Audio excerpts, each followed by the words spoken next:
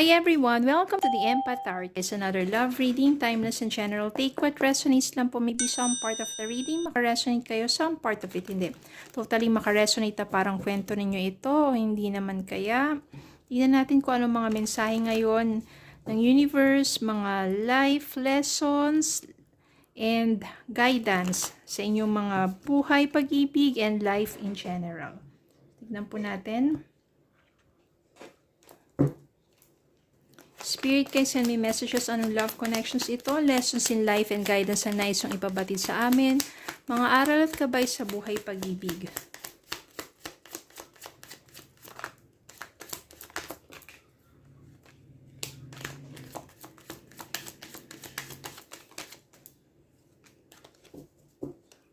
Send me more messages to Spirit Guide.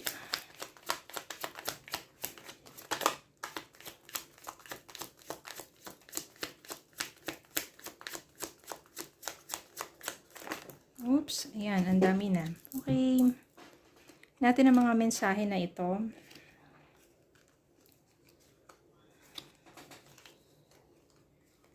Seven of Swords. Six of Cups. The Hermit. Ten of Swords. Queen of Swords. Page of Cups. Ace of Wands. Nine of Swords. Death. Temperance, and Two of Swords. Lagyan natin ang Two of Swords sa gitna. Meron dito Seven of Swords. So meaning, maaring person mo, nagkalayo kayo because that person cheated on you. Nagsinungaling sa'yo, niloko ka, at yun ang naging mitya ng inyong paghihiwalayan. Yung panluloko niya sa'yo, naging cheater siya. Seven of Swords. Ang daming lies. No? I can sense here na mas bata yung person mo sa'yo, na kung saan parang minsan, di ba parang nadadala ka sa kanya mga magagandang salita, mga ganon, at inaalala mo rin yung mga panahon na nagsisimula pa lang kayo, yung start pa lang kayo magkakilala, mga ganong bagay. Pero, dito, hermit mode. Gusto mo na mapag-isa. Ayaw mo muna ng karelasyon pa kasi masyado ka nagre-reflect. No, in-evaluate mo yung sarili mo, nagre-reflect ka, humingi ka ng tulong sa poong may kapal. Di ba? To guide you sa buhay mo. Kaya eventually, ang ginawa mo, tuluyan mo nang winaksi ang inyong pagsasama. Kung pagka kinat off mo na kasi if that person values you, kung pinahalagaan ka ng taong yon, walang anuman o walang dahilan para, di ba, mag-cheat siya. Kung nagkakaroon kayo ng problema, dapat iba inaayos ninyo. Pero hindi na, lalo na paulit-ulit, Seven of Swords, parang paulit-ulit na niyang ginagawa sa inyo yon. Kaya, mas minabuti mo nang i-cut off na yung person na yon sa buhay mo. Totally, tinapos mo na kasi sobra ka na nasasaktan. Ten of Swords dito, ang dami ng saksak sa likod mo. Oh. Tinapos mo na totally, pero itong painful ending na to sa relasyon ninyo, magkakaroon ng new beginning para sa'yo. Pero darating yon sa divine timing ni God para ma-meet mo ang someone para sa'yo. Which is, uusbong talaga yung pagmamahala na yan. Page of Cups signifies new love na darating sa buhay mo. And yung Ace of Wands dito, ito na yung new passionate romantic relationship na darating sa buhay mo. So, ini-embrace mo na yan. No, darating yan sa tamang panahon kapag ready ka na magmahal muli. Tapos, Page of Cups, ipapakilala na sa'yo ni Universe ang new romantic partner mo sa buhay. So, kaya yung Ten of Swords dito, if it is painful ending, there will be a new beginning, which is a new romantic partner or new love sa buhay mo. Okay? Death. Yung person mo, actually para sa inyong dalawa to, yung death dito sa'yo is Nang namulat ka, i-transform you into a stronger person. No, mas naging matatag ka, lalo na sa pakikipagrelasyon, hindi ka basta-basta bumibigay sa mga tatamis na mga salita o panunuyo sa'yo. Pero mas kinikilala mo muna yung taong yun. Kaya, I can sense here, medyo natatagalan eh. But there will be a divine timing para sa perfect person para sa'yo. O sa tamang person para sa'yo. Kaya yun yung pagbabago. Etong death din na to, ito rin yung pagbabago sa person mo. Dito sa, sabihin na nating ex mo. At yung pagbabago na yun, no, parang sa bawat gabi, umuusig sa kanyang isipan yung mga nagawa niyang mali.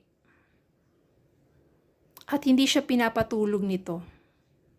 Kaya nababagabag siya.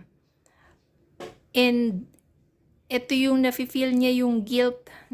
Guilty siya. Dahil ang dami yung ginawang kalokohan eh. Lalo-lalo na sinaktan ka niya. Gusto niya magbalik sa'yo. Pero, Two of Swords. Nandito yung parang, meron ka ng bago eh. Ito na eh. Tapos biglang, nagpaparamdam siya. Naguguluhan ka. Ano ba talaga? Dito ka na sa new person mo. Dahil nagparamdam siya, bakit ka pa naguguluhan? Eh, ikaw na rin naman na nagtapos yun. Ibig sabihin, meron ka pa rin concern or nararamdaman sa taong yun. Kahit meron ka ng bago. So, you have to parang i-evaluate mo yung sarili mo. Babalik ka pa ba doon at sasaktan mo tong bago? O, sorry, tapos na tayo. Pwede mo siyang patawarin na, mag-move on na, dahil meron ka ng bago, di ba? Pero bakit ito, lumabas pa rin si Two of Swords at naguguluhan ka sa decision mo? Maybe there's still something dito sa dati. Pero nasa sa inyo yan. Pero sabi ex na nga, di ba? And why you don't, parang why you need to go back? You just need to move forward. Especially when you have someone sa present mo na siya naman masasaktan kung babalik ka dito. Nasa sa inyo pa rin yan. Kasi yun yung sa Two of Swords eh. Nalilito ka at nahihirapan ka sa decision mo pagdating sa relationship mo. You only need to ask guidance. At saka alamin mo talaga sa puso mo, sa isipan mo. Diba? Ano ba talaga yung gusto mo?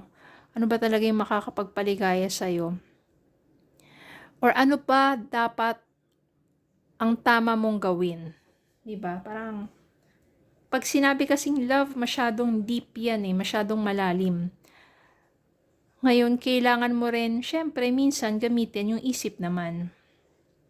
Diba? Natuto ka na dapat sa mga nakaraan.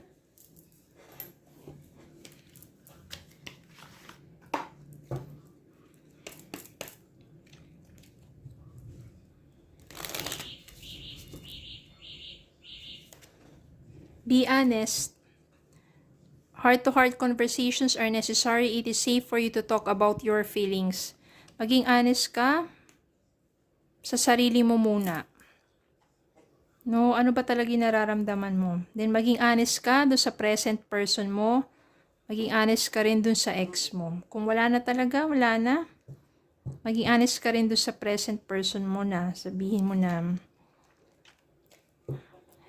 maybe,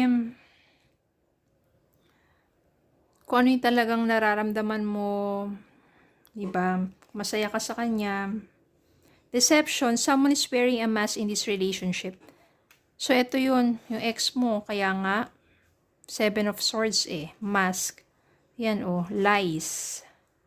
Nakatago. Mga katotohanan. Diba? Kung paulit-ulit na, tama na. Kasi kung pag binalikan mo yan, have respect na lang sa sarili mo. Kahit sabi mong mahal mo, pero mahalin mo yung sarili mo at binigyan ka na nga ng bagong nagmamahal sa'yo. Okay, so yun lang po. Maraming salamat po for watching. Please don't forget to like, share, comment, subscribe, follow me on Facebook and YouTube. Have a good day po and God bless.